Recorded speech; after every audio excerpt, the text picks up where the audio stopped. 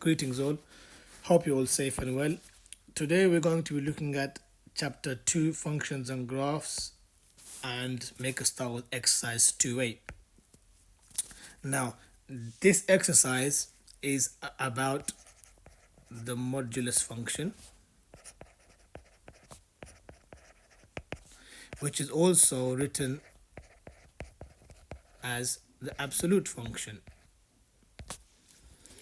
Okay, now both the absolute function and the modulus function, they are denoted by these vertical lines, and these two terms, modulus function and absolute function, are actually interchangeable with each other, so you can use either of the two terms. Both of them are correct. Now on your calculators you will find this ABS button, absolute button, and on some calculators you would actually find two vertical lines with a square inside. Okay, now what I'm going to do is I'm going to be taking a different approach. Okay, so using our background understanding,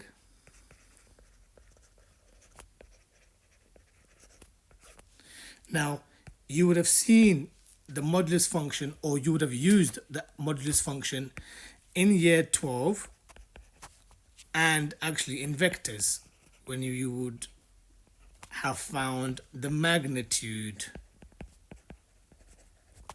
of a vector, or you would have found the speed or the distance, which would be in terms of magnitude of the displacement and velocity. Now I'm going to be using the difference approach. Okay, now if I was to ask you to find the difference between these two numbers, let's say 5 and 11, then some of you would probably do 11 take away 5, which is 6. Others might do 5 take away 11, which is minus 6. Now, the answer to the question, regardless of the approach taken, will be that the difference is actually positive 6. You can't have a negative in difference. Similarly, in magnitude, you cannot have a negative, it is also positive. So, our understanding of the modulus function is very similar. Is actually that the modulus function or the absolute function is always positive. Always. Now, you denote, as I said, the modulus function with these two, and whatever comes in the modulus function, one thing very important to note here is I can have positive or negatives coming inside my modulus function, but the outcome will always be positive. Now, let's again look at two different numbers. Let's say we look at the number minus 4 and minus 11. If I was to ask you to find the difference, again, you would say the difference, either if you do minus 4 minus minus 11, or you do minus 11 minus minus 4, hopefully you would find that the gap between the numbers is 7. The difference is a positive number. It is 7. Now, what I'm going to do is I'm going to elaborate a little bit more on our previous understanding. Okay? And the reason why I'm doing this is because we need to have some understanding, some deeper understanding of functions, and that's why this modulus chapter or this modulus section is in this particular chapter, in the functions chapter. So if I take this function y equals 3x, for instance,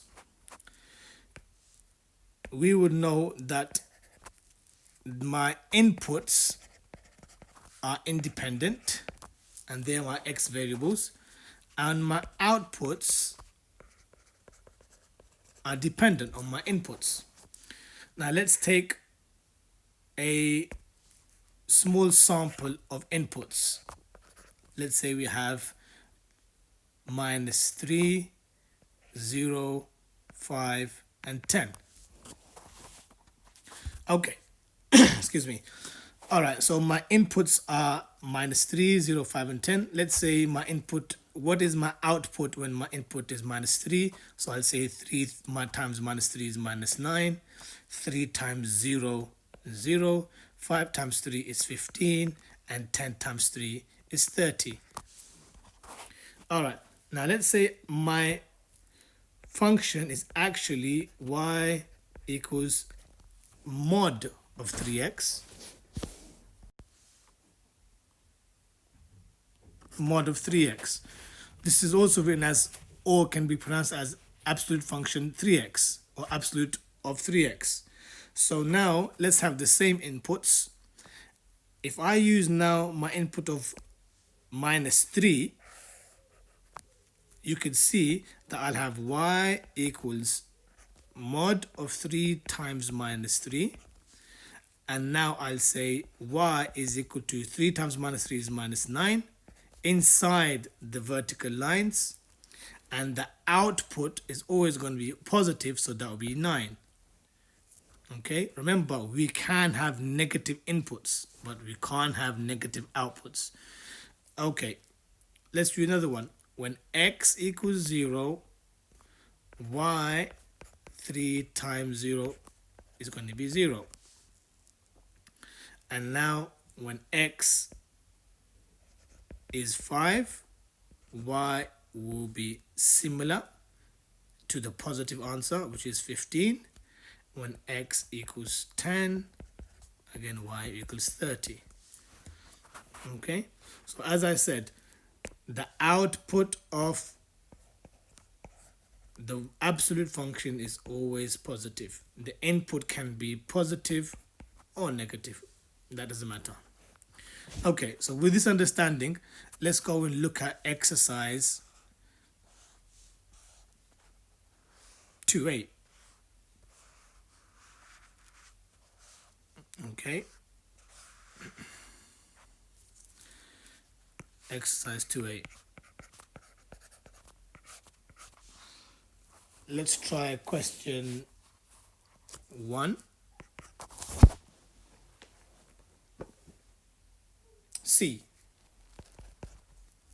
So absolute 3 minus 11, which is -8, inside the absolute function, and then the answer will be positive 8.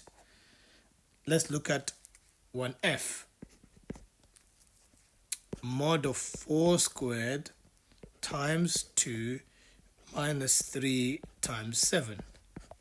So again, inside will be 16 times 2 minus 21. And then we'll do 16 to the 32 minus 21, which is going to be 11. All right, let's look at now question number 2.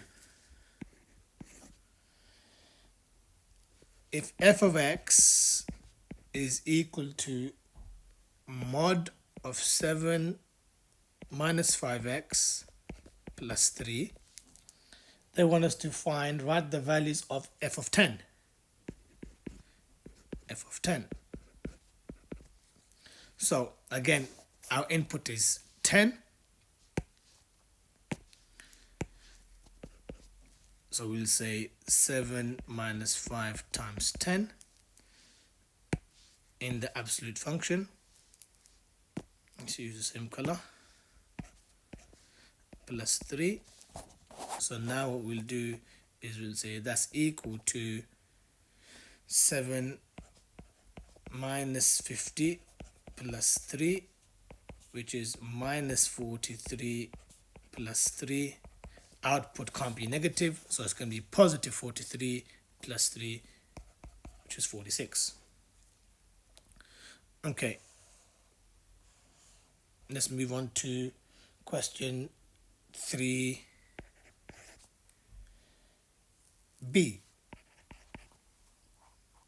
So it says g of x is equal to mod of x squared minus 8x. Find,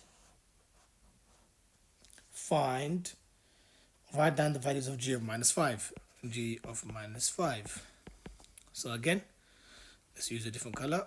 We'll say minus 5 squared minus 8 times minus 5. Let's use brackets. Mod of that. So we'll say minus 5 squared is 25. Minus and minus make a plus. 8 5s are 40. So we can say 65. Okay. So that's it for now. We will look at questions number 4, how to sketch graphs, in the next video. Thanks for watching. Take care.